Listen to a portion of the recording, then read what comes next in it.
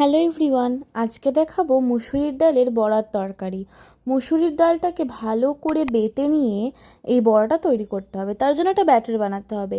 মুসুরির ডাল, হলুদ গুঁড়ো, ধনে গুঁড়ো, সামান্য একটু বেসন, লঙ্কার গুঁড়ো, পেঁয়াজ কুচি, লঙ্কা কুচি দিয়ে ভালো করে ব্যাটারটা বানিয়ে বড়ার আকারে ভেজে তুলে নিতে হবে।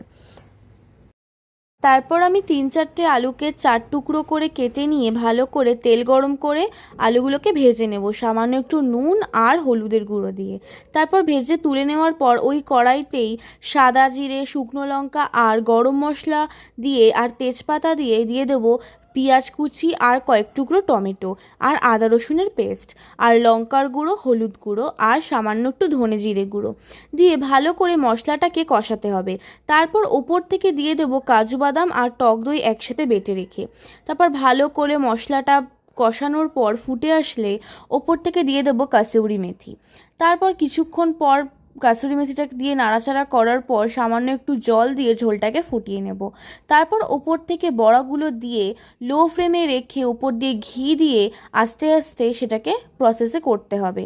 তারপর নামিয়ে নেব সুন্দর বড়ার তরকারি। এটা কিন্তু নিরামিষের দিনেও খুব ভাল লাগে, কিন্তু আপনারা রসুন বাটাটা অ্যাভয়েড করবেন। বাই।